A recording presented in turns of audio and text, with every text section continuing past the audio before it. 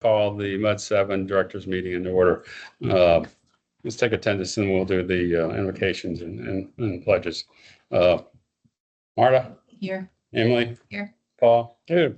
Jack? Here. And Brad is here. So we have full quorum, everybody present. Shall we stand and have an invocation and then we'll do the pledges?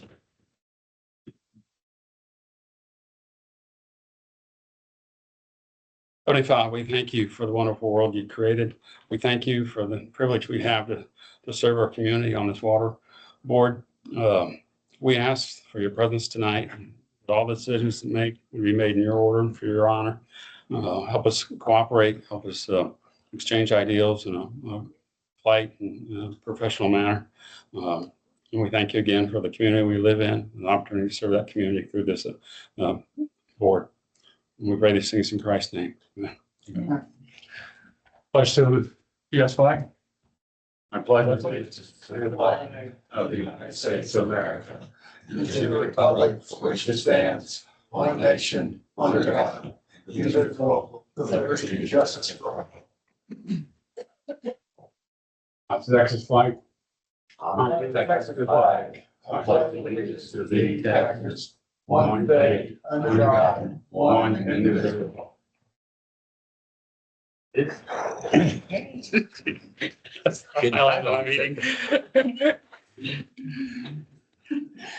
Any comments from the public? Okay. Any adjustment requests for adjustments? Okay. We'll go on to the consent agenda, items 5 through 9. I know there was one feedback correction on the minutes. It's fixed in the printed copy that we signed. Just so folks understand, Jack identified an issue first on page 3, item 14. The new tax rate was a 3-2 majority, with Jack and I opposing that. So that was corrected. That'll be corrected in the online minutes. Anything else on the consent agenda?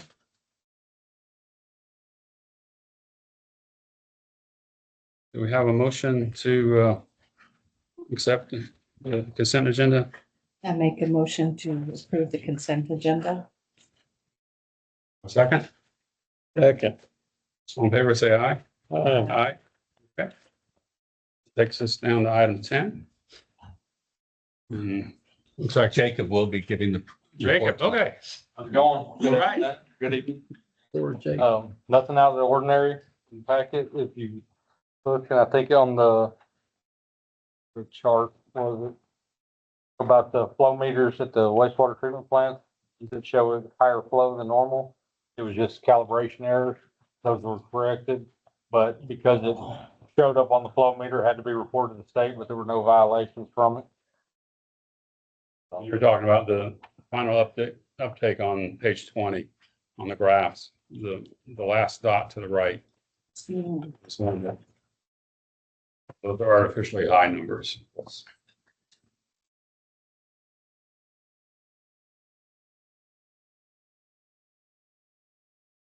I guess I'd just like to comment on page 19. Appreciate the history there for where we are from Woodland standpoint, but it's important that we understand we've got, we were up at 65, 35 groundwater, surface water back in 2020. What happened in 2021?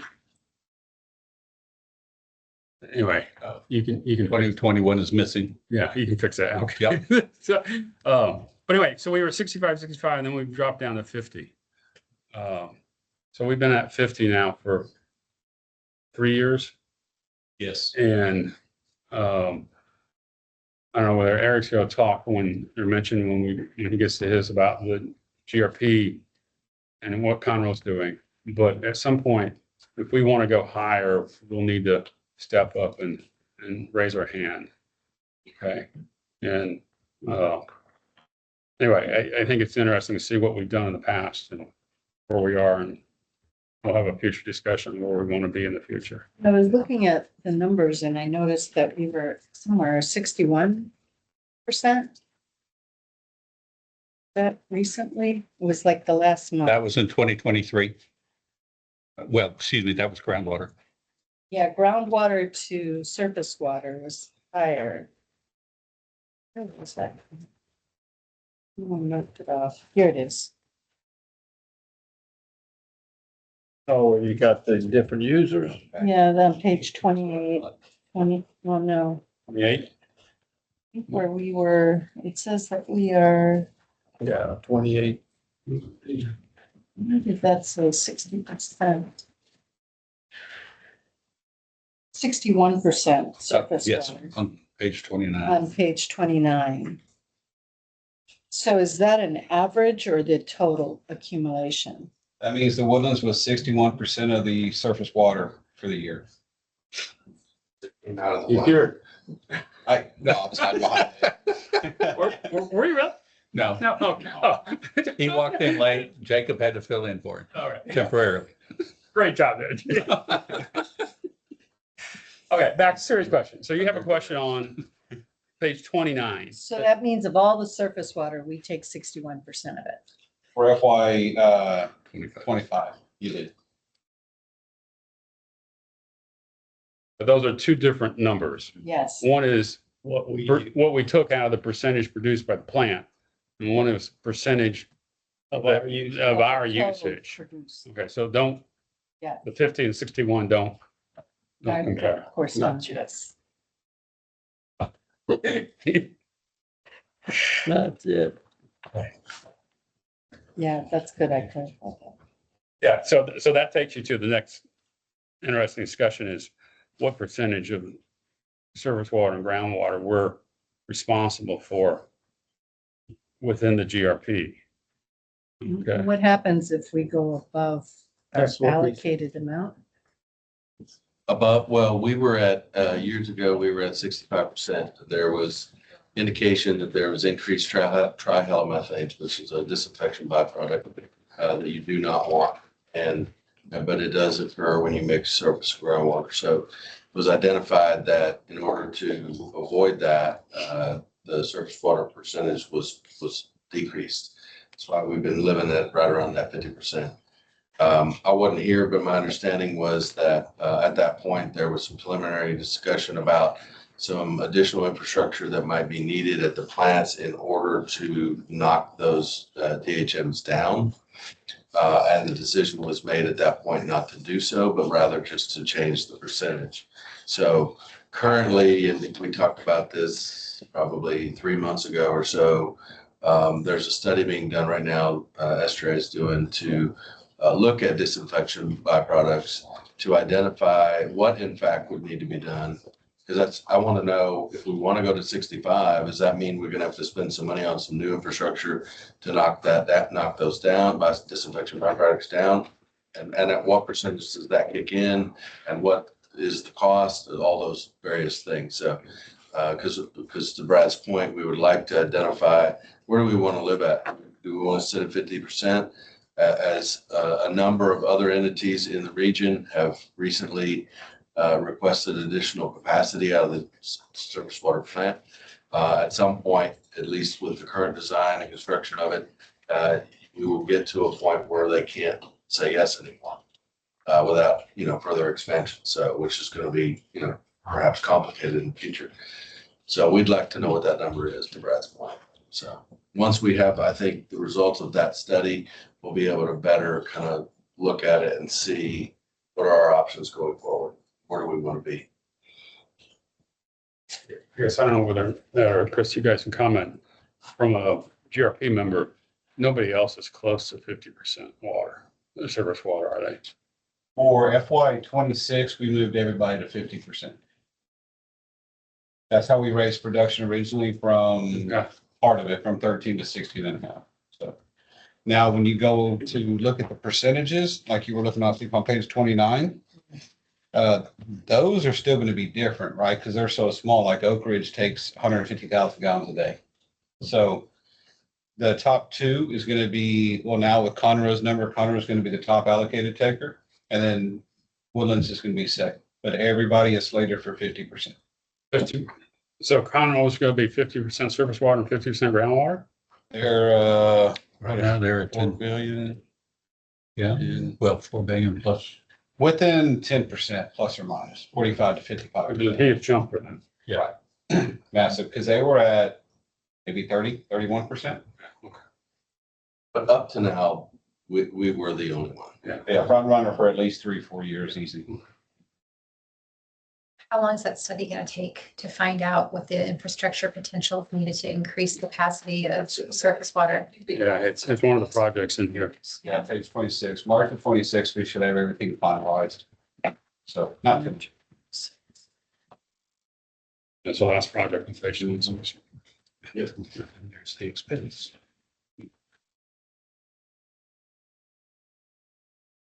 Anything else for Thank you. Chris on the Woodlands Division or the GRP update? Is there any break point? I mean, we said we were at 60 and we had the problem with the byproduct 65. 65 and then we now at 50 because we don't have, is there somewhere that we already know we could go to without the equipment and still make it? 55% is probably as. Maybe something, yeah, but not Go. get where we'd like to. The study's supposed to answer that. Right. Yeah. Yeah, I just wondered if we knew already what the limit was because Yeah. we got up to where we had a problem, so. Good. 55. Now, keep in mind, just the other side of this as well is you have the capital for like the disinfection byproduct removal. But the higher you go in surface water, the higher your O&M cost is going to go because we have to supplement alkalinity at the wastewater plant. Yeah. So that's about $250,000 a year, and it may go to 350, 400,000 if you go higher. So there is another cost related to it. Just FYI. We'll cross that bridge. Go down effects. Yeah. Eric, if it's okay for you, before we go on to page 32, I want to comment on page 17. Call everybody's attention to this one, in case you missed this. And I appreciate you guys putting this table in here. I'd asked the Woodlands Water to do this, because last meeting, we set our tax rate. And I went back and I looked at, we're getting ready to write our annual letter that we'll send out. I don't know, we'll send it out, John, early sometime January, February. And we talk in there about the tax rate. And I want folks to understand the tax rate is only one of the multiple components that go into revenue. And you can look at where the tax rate has done over the last several years, what the revenue has done, what the assessments have done from a taxable value. And then over at the far right, you can actually see what the average water bill has done. So Average tax. average tax bills, sorry, tax bill has done. And you can see going from 24 to 25, our tax rate went down, but our average bill went up those almost, $18, $19. And when you talk to your constituencies and your neighbors and residents, this is the type of stuff that, you got to be careful when you're talking about tax rate versus tax bill. And, since 2020, we've gone from 337.98 to 420.60. But Yeah, good. just at this point, this is just the data, but we will need to think about how we want to put this in the letter, what we want to highlight. And I want to be totally transparent that people don't think, they read something that says, oh, my tax rate went down, but my tax bill went up. Why was that? So, I don't know whether you guys had seen this but this is not part of the normal monthly package, but they added that. Good. And thank you guys for doing that. All great attention to that. Any questions or comments on that table, this pages, that page? Okay. Thanks. Eric, now it's back to you on item 11. Okay, sure. Last week at the trustee meeting, Esther made a presentation to give the trustees recommendation on direction for the water line renewal. The highlights of that were to recommend to put projects, tiers 1 and 2s, which there's 5 of, within the 10-year project plan for this next 10 years. Tier 3, which are 2 projects, likely will be beyond that, 12 or 15 years. The projects would be scoped out to have basically 2 pieces to them each. One would be the base project themselves, and you can kind of see this map gives a good picture to talk from on page 33. Thank you. Yep. So this is kind of a good example where you see on page 33, the main line in red has a lot of breaks all over it. HDR admittedly had recommended various other segments that had, let's say, moderate condition, not as many breaks, but to them made sense on a conservative side to include them in some of these scopes. So the recommendation would be for the 5, really the 4, I guess. Town centers already doing 4, but the others is to have a base project, which and then have alternate for these other kind of clouded sections. So they would still be in the 10-year project plan as alternates. And what they would do is over the years, kind of keep track of any break history on the alternate pieces. And, you know, when it comes time to doing the next project, look at those alternates. Have they started breaking any more over the years? If they have, make the decision to add them to the base. If they haven't, keep pushing them off and reevaluate them when you get to the next project. Also, as part of the recommendation was on a 5-year interval, go back in and do another condition-based look at these projects to see how any of them have changed. May not be to the same degree that we did on this one, but certainly go in, do some opportunistic, likely some non-destructive as well, and do some condition-based every 5 years to kind of reassess what the base and alternates look like. So that is the overall, I think, recommendation. I support that. We will be asking the boards to give guidance to the trustee to vote on that philosophy at the November trustee meeting. And then that'll allow SDRA to physically put them into the project plan, put numbers to them, hone that up a little bit, and then we'll see where it all falls out. A great summary. So what's being asked of the MUD boards is to endorse the trustee approving the as presented plan. So that's an action for us right now. Yeah, I don't need to take vote action, but just concurrence that that's how you want to direct your trustee at the In the November. November meeting, I'll be voting. Correct. Whoever's representing us will be voting. Correct. I can say, well, you guys can, if you like to kind of roundtable your thoughts or questions, or I can give you my opinion. Yours. Okay, I think this is a tremendous step in the right direction. You look at where we've gone from as far as what we're going to replace and what data we're using to drive that replacement. Decision bringing HER, a great decision. I think we got a lot of value from those guys, both from how much we're going to spend, but also from organizational learning from the River Authority, learning how to transition into a condition-based rather than time-based program. The town center line is going forward.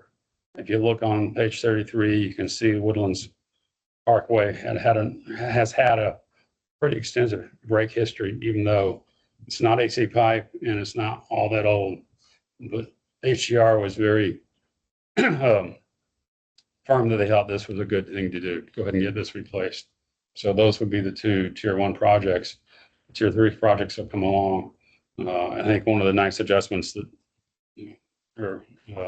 we made was to go ahead and have a main project and then alternatives or supplemental items if the need is demonstrated. So I, consistent with Eric, I endorse what's going to be proposed to trustees. Yeah. This sounded reasonable to me, so I'm. Okay, that's why. I liked it because when when we go back, like you said, we've been talking about this a long time. And at one point, there were a lot of us talking about not doing anything. Because we'll just wait and see what happens and it's not gonna break and it lasts 3,000 years. Sorry, not you. I'm talking about others. But I think, that bothered me a lot because I said I've watched too many places I've worked for and with push that can down the road. And then all of a sudden it's a catastrophe and whatever we have to charge the customer or whoever is in charge of this district then is gonna have to face raising that bill a whole lot more than we would have. And I think this is the incremental way. It makes it start. I like that 5-year in between because something may get better or worse when we go look at it.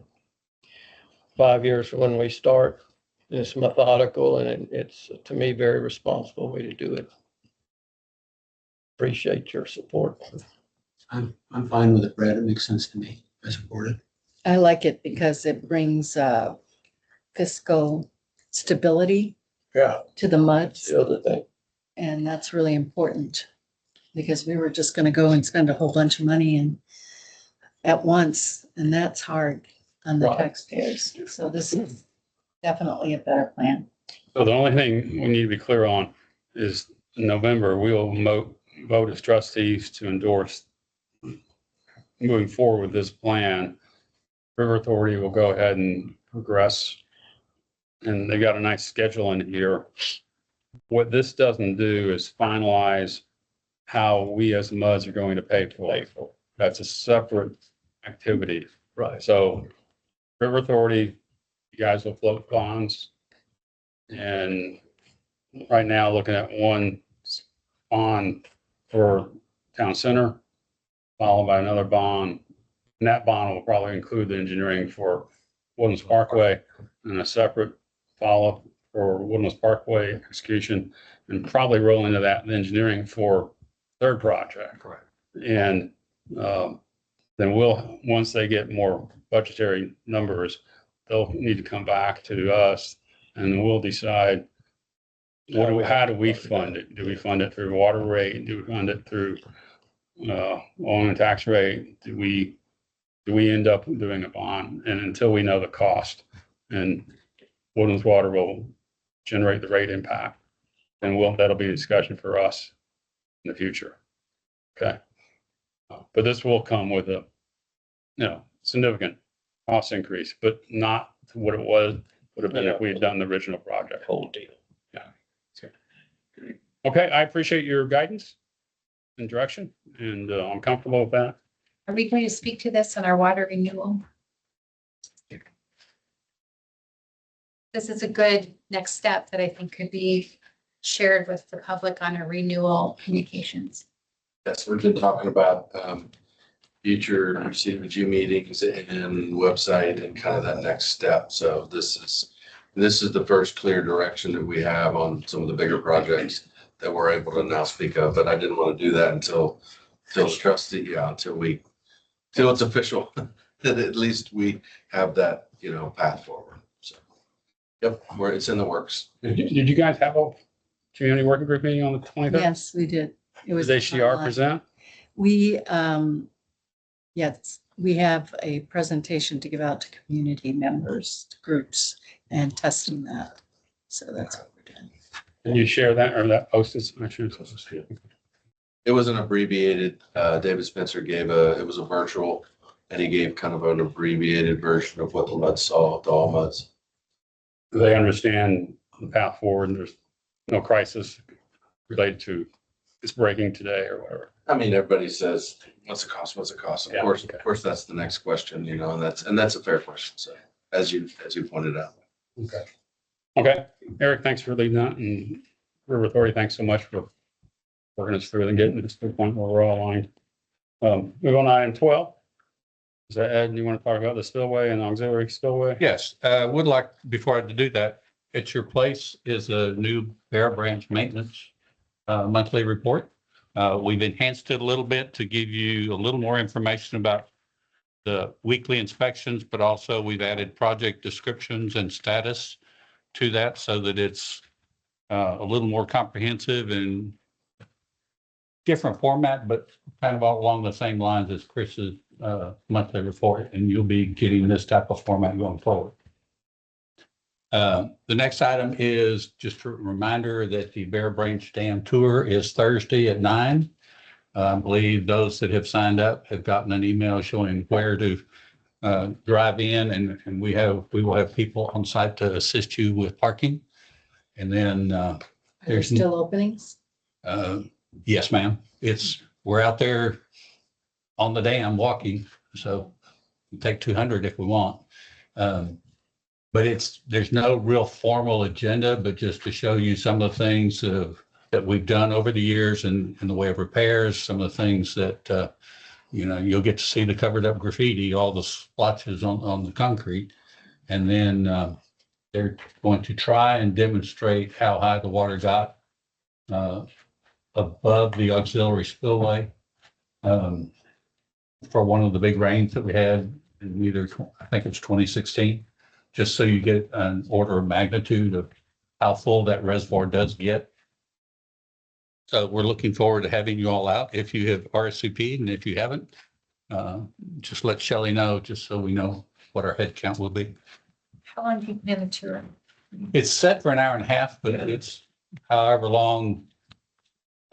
If you're still there at 10 o'clock and have questions, we'll be there to answer them. Thank you. And then the only request is wear closed-toed shoes. No sandals, no flip-flops. But sneakers are okay, boots are fine. And just know that concrete's a little slick, so a boat shoe might work just fine.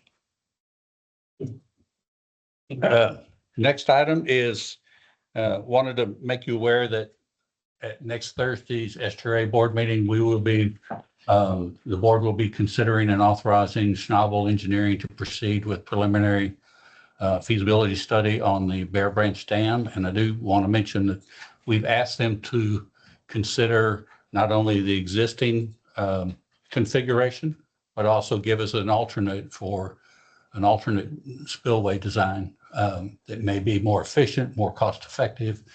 And we should have results sometime in March, but they will be looking because if you remember from the preliminary engineering report that they did give us, they had made a reference that, or at least in the cost estimates, they had given us a reference that if you did a different design that was more efficient, you might be able to save some money. And so we are asking them to give us a little more information on that. Efficient from a design or from a construction standpoint? Design and construction standpoint.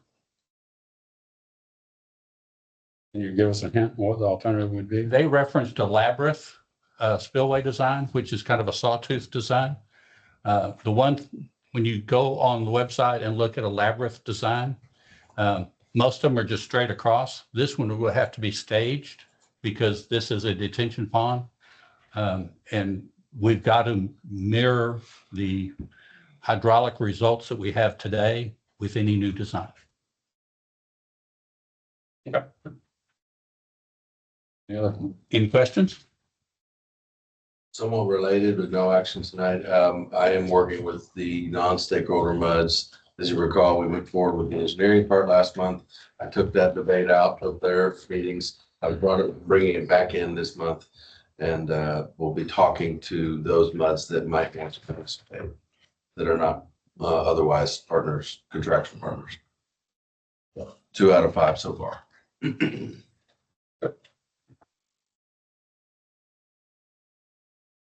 Eric, anything on item 13?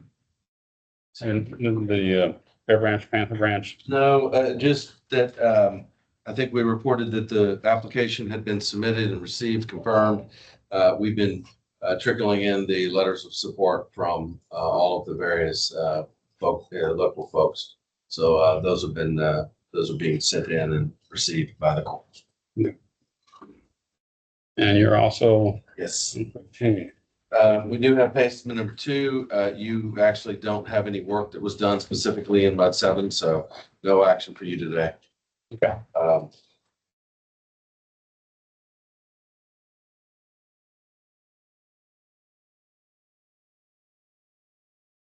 fine. No attorney items this evening. Happy to answer questions if you have them. We can cover the next item with y'all. Briefly. 16. So 16 is part of our legislature's ongoing efforts to increase transparency. So we have another obligation to prepare a report and submit to the comptroller. You may ask yourself, when you look at the information that's included in that statute, well, wow, that looks pretty familiar to stuff we already provide to the state. Well, it is, but they've wanted it repackaged into a new form. So we have to do a 10-year look back for the initial filing. That is from 2015 to 2025, includes your historical tax rate and bond issuance and bond authorization information.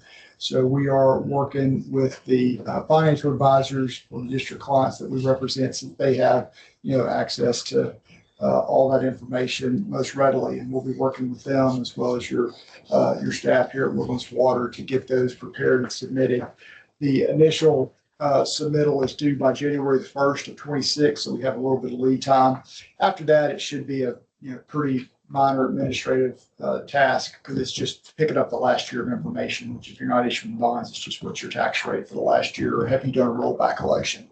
But the first year will be a little bit more effort to pull that together. So I do ask for authorization for your staff and consultants to prepare and file that report by the applicable deadline. I move that we, those reports Obey gathering the the law. information. Yeah. Okay. Is that Comply a, with the is that a second? Yeah, I second that. Okay, we have a second. All in favor, say aye. Aye. I see you read that. Is there anything? Brian, is there anything you need from us other than this authorization? We're working with the comptroller's office on the format that they want to receive the information in, and then it's just a matter of populating it with your historical data. I just had to comment that I read that word for word, and at the end of it, I understood and realized and remembered how much more I like water bills, because we used to think they were complex and detailed. Is this a Bettencourt thing? Remember who was the? Sounds like it. It was a House bill, but I don't know who picked it up on the Senate side. But you get these every session now, folks wanting to be able to prove their transparency bona fides. Even if it's a lot of the same information, but it just gets repackaged into a new report. Anyway, I'm glad you're doing it. I'm not. One of those guys, yeah, they were. Yeah, just to confirm, when it's finished and sent off, it'll be posted in someplace we can see Yeah, it it. has to be provided to the comptroller. So we can, we can see it on our site, or I'm- we'll have to go to the state. Yeah, we'll have to figure out how they're gonna upload it, but we can certainly get that for y'all, so you got access to it. Okay. Thanks so much. Yep. All right, Jim, Page report. 48, yes, page 48 starts the general manager's report. We continue to populate it with a lot of new information. If you have any questions on anything we have in here, please let us know, or anything you want to see. We're trying to put as much information as we can to The locations that have numbers, is that mud number or what is that number? No, the ones that have just a number is a count of that type of, because this chart got so big. And I mean, if I'm talking about, Okay, skinny it up. yeah, I'm talking about having, 20 outdoor patio grill areas or outdoor patios modifications, I felt like we could just consolidate those to save some space.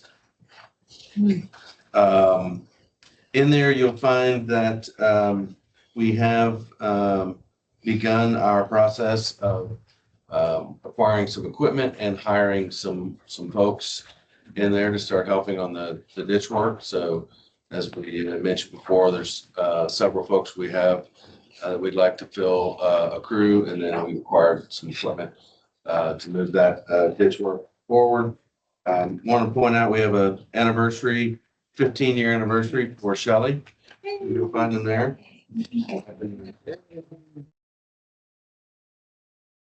And I guess I'll talk about GRP and trustee meeting. So I think all I had was to kick it to John for communications. Question on page 48. Looks like progress on the SFDUE work. Is that coming back to the trustees? It will. We're done with the work that we were going to do to basically, Kim and I went through every single parcel in the service area for the treatment plant to identify if there was any outliers or land use was proper and all that. That then needed to get uploaded and cleaned up in our GIS database, in which time we learned that our team that was helping us on that got laid off. So we've been interviewing a number of different outfits and folks that could help us, and we're really close to getting a new group up and running so that we can get that done. That's priority number one for us, to get the SFDUE audit done. And that rolls into wastewater treatment plant one. Okay. Exactly. So we have a timeline still. We believe that once we get them rolling, the new GIS operator, that we can get the SFDUE database updated in about a month. So we're getting close. We thought we'd have it by now, because we finished about 6 weeks ago. Any learnings you can share, or? I'd say the biggest takeaway for me was there was no smoking gun that a big error or either direction.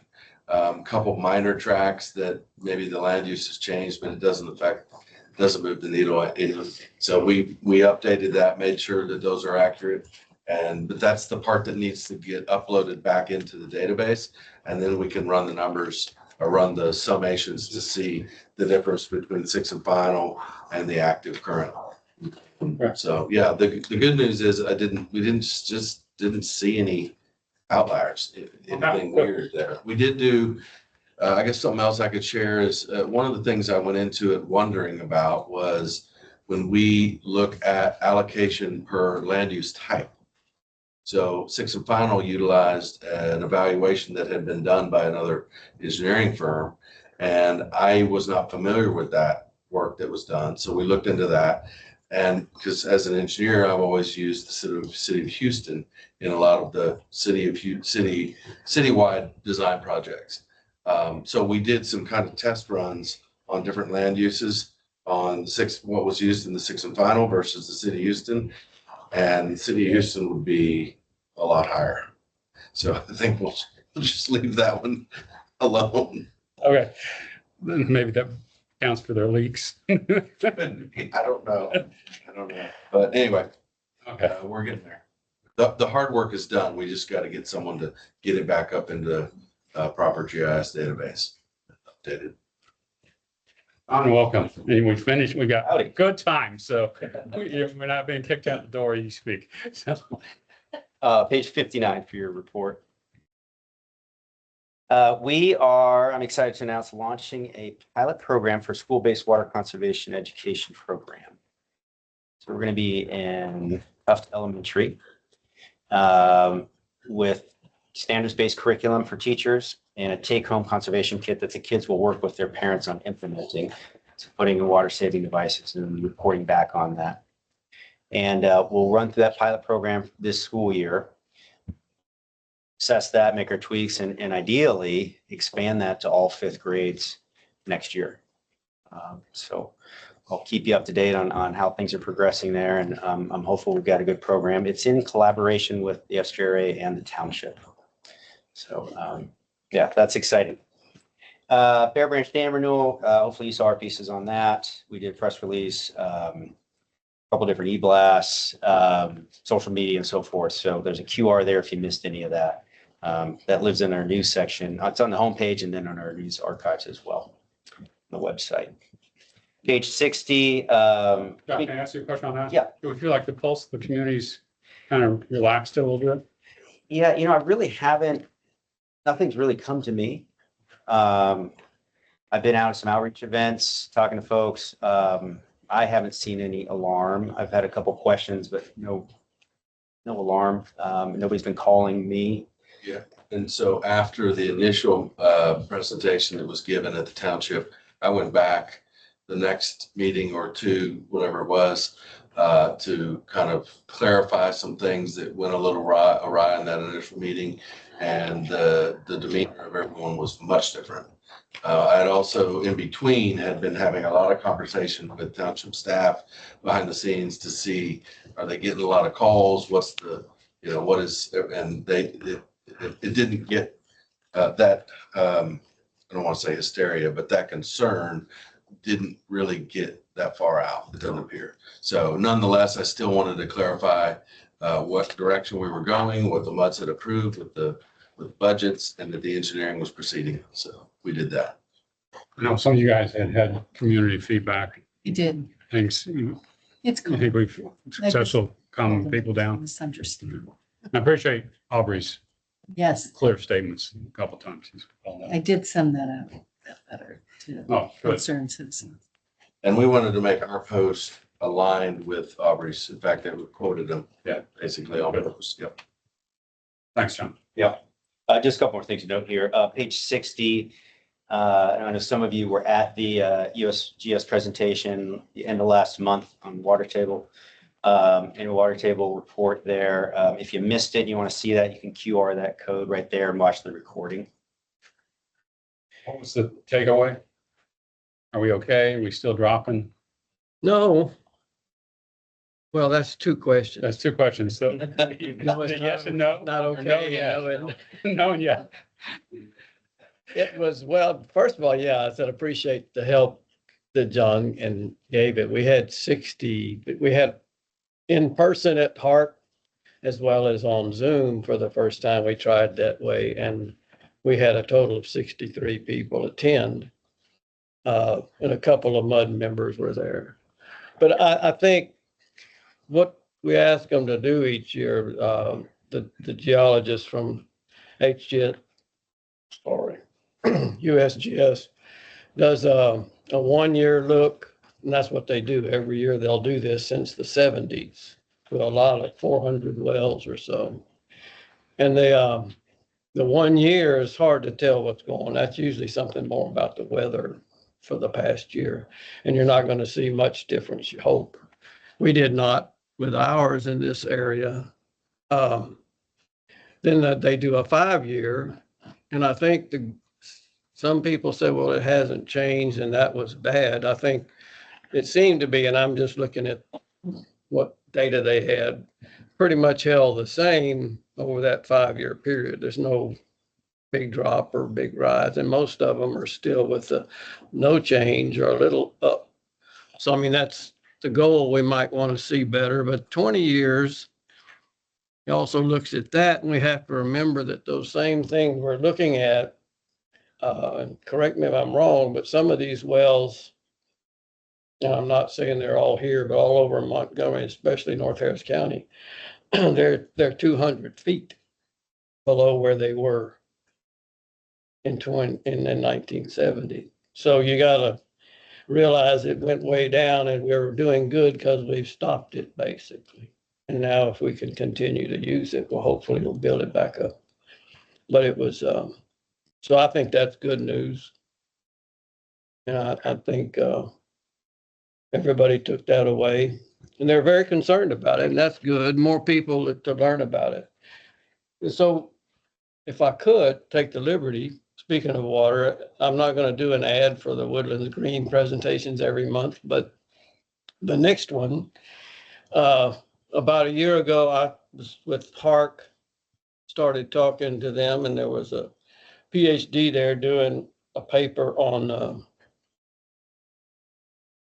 we've all seen now in the last few weeks, I've seen article after article about the demand for water, for energy and cooling, for AI, for cryptocurrency, and for the cloud. And that there are over 400 of those feeding those computers around the state. There's 70 more coming. And there's been very, very, very little planning about how to provide the water that's necessary to cool them and also to generate the electricity. So that's on the 23rd. It will be on Zoom. And Dr. Cook with Hart's going to give the summary of the white paper that she's written about. Because there's no, the folks that build these things, they'll assume you get them the energy and the water. They don't put one in Abilene because it's water rich. They just put them in there because of the workforce, et cetera. So anyway, if you wanted to tune into that, it starts at 6 o'clock and then I won't bother you anymore because the rest of them are about different things. Well, how can we access that Zoom? Are you gonna? If you go, Can send it to us or something? John, Yeah, I can send you that link. you send it out and we can also, the woodlandsgreen.org, it's a whole section called lectures where you can also go back and see the USGS presentation too. Thanks for the time. Just a couple more things for you. Bottom 61, so the current bill ad is on mud taxes. We did get a lot out on that. You know, we just talked about here earlier. We'll do more again at the end of the year. And then there's a GRP article out on Woodlands Community Magazine, top of 62. You can find a QR code to that. And then on 63 is our current outreach calendar. I was at Landscaping Solutions a couple weekends ago. I was a great event. We talked to hundreds of folks, really good conversations. And I'll be at Wildflower Festival this Saturday and then at Cochran's Crossing VA Festival on Sunday. Thank you. Lots of good activities.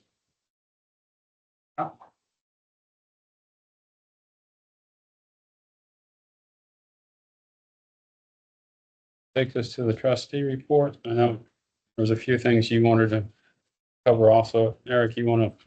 Yeah, we already covered the presentation on HDR. We talked about that earlier. I did have in the trustee report my GRP summary, and one of the highlights there was the committee made a recommendation to the board to approve the changes as requested by Conroe's additional demand, which led to a 10-cent reduction in the GRP fee. So we did not talk about the usage of the $18.8 million settlement money, which would go to defeasance for R&R. So that will be at a future meeting. I did ask the question and it was answered that if the 18.8 be put towards defeasance, that it'd be another 4 cents roughly. So this year we did 5 cents. There's another 10 cents coming and possibly another 4 cents altogether in the last few months, the next few months. So River Authority meeting Thursday is going to, Fee is Monday. is going to propose, finalize the rate change starting January. Yes. So, and Leah's gonna have to help me with this one. This one gets kind of confusing. Maybe you, Brian can as well. So the review committee is going to talk about the Conroe money, and what to do with it. That will go to the board in December. Yeah. In December, our board will approve it. They'll price the bonds potentially, depending on which options taken for defeasance or anything. Because we don't want to do multiple rate reductions or changes at the same time, right? And so, or consecutively, because I have a 45-day notice to notify the public, right? So it has to go in December, or we're going to mail the notice in November. But whatever options chosen for the bonds, those have to price out before we know what the rate could be, because right now it's estimated, right, at 4 cents. That can't be done until the board approves it. That'll be done in December. Then we'll take the budget and the rate order back to the review committee in January. Then to our board, everything will be effective February 1st. Okay, so the 10-cent reduction that has already been approved. I thought when we talked last month, it was going to be effective January 1st. So it'll be effective February 1st. Initial conversation. That was the initial one. So this, over Friday and Monday, we've had some adjustments when bond council came in and was explaining something. All that will be explained on Monday. And the 10 cents depends on which option they choose. But last month. Yeah, they already, yeah. The approved option 2, right? The approved option. Yes. There's other things we're going to discuss on Monday at the review committee that come with additional potential options, just like. But at a minimum, starting February 1st, River Authority will be charging us a dime less. Correct. Okay. And then we have to decide, we don't have to pass that on. We should consider passing it Right, I on. mean, I think if the schedule holds with what the River Authority is talking about in terms of providing cost estimates for the first tranche or so of bonds, maybe you'll be able to see what the rate increase would be, and then you could have a discussion of, okay, well, do we slide some of the GRP pennies over to the resale side or what have you, to make it to where there's not a, Down and up. correct, Yeah. correct. Okay. So we need to be aware of that. And we need to have a thoughtful discussion of how we respond to this 10 cent or more cost reduction from the River Authority. Because I'm sure you guys will highlight this within the community. And then somebody will say, hey, River Authority charging you guys 10 cents less. Why don't I see any change in my water bill? And we want to be prepared for that discussion. Does that make sense? Yep. Yeah, okay. It makes sense to me why we wouldn't pass it on. Well, if the thing is, 6 months from now, we're looking at a Which one increase where you just had a water decrease, so, if you keep your rates flat, but you readjust from the water bucket to the wastewater bucket, you got to keep your cost to your customers flat or, somewhat stable versus you go down, you have to turn around and raise it to be able to fund the bond issue for the water line replacements. So that's just some longer term thinking to where you try to keep your costs as stable as possible. And if there's a way to be able to merge those two things together to be able to provide some stability, that would be ideal. Now, whether we can do that, I think that's to be determined, but I thought about that when I saw their schedule for providing a estimate for costs and supplemental agreement that maybe we could dovetail those. So we'll see a new schedule on Monday then at a GRP meeting. Correct. Okay. Yeah. And just to highlight also, this 10 cent reduction in rate also still allows a significant multi-million-dollar growth in the GRP R&R fund. So it's not, we're taking everything, we're taking a portion of what the efficiency gain that comes from going up to 20 GPM and putting a big chunk of that into the R&R, and then part of it will be rate reduction. Who would limit whether we can move the money?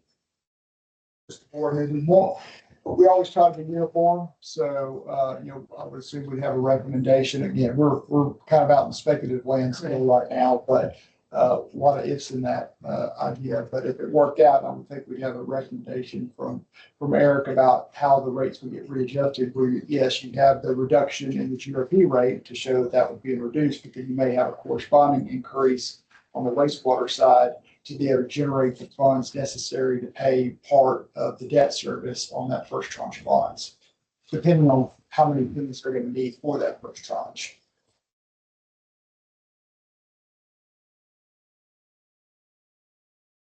No, I think that was a key part of the discussion, trustee, along with the water line replacement, which we covered already. You have anything else you want to? Since the Public Education Committee's on here, from a trustee, hadn't, you guys met in September? Yes. You said HER presented any other insights you want to share? They just wanted to start testing the box of information to the public. And they asked us to share to groups the information and see what their response would be. So if you know of any groups that might be interested in getting that information. Is that on the Google Drive? Is it accessible for if somebody here wanted to share it with Sure. their neighborhood? On the website, the water removal website. So the CDBG was asked to take some of that meeting in a box and standardize messaging and send that out to their network and see what response they get. I can probably forward you that email. It's attached there. And the box is on the website. It is. I'll get the word out. And they just want to know what the feedback is after you give it to community members, what they thought. Yeah, I think at the time of that meeting, we had not gotten this far with the recommendation. So that it was more of just that original presentation that y'all heard months ago. Not the breakup of the scope and all that stuff. Anything else, any other questions you guys have about trustee meeting for Eric or me? I would say it was one of the shortest trustee meetings we had in the last 2 years. Good stuff. You think, no need to read, okay. 20, future topics. Did we want to talk about the Lone Star Committee meetings? or- Oh, certainly, if you want to give an update or. I can take it if you can. What, You can take it. Well, you have to hear it. Go ahead. you're talking about, okay, let's do them separate. So there was a Lone Star meeting on, Wednesday. Wednesday. On the 17th, January 14th. Yeah, okay, so I got a page and a half of notes on it, but you guys want to talk about that meeting? Well, we could do it at the next meeting and have it kind of organized. It was a panel discussion, correct? Okay, if you would like to summarize those two meetings and bring them back to us on next month, that's great. You can add those to our agenda. Okay.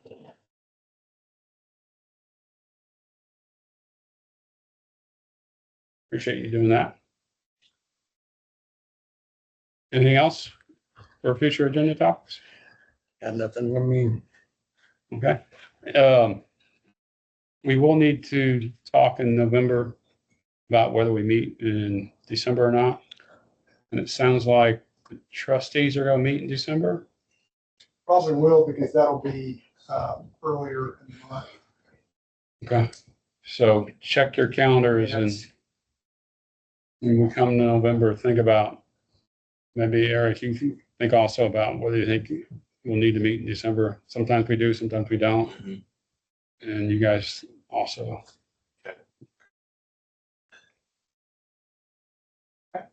Anything else? Okay, it is 5:28. Oh, adjourned.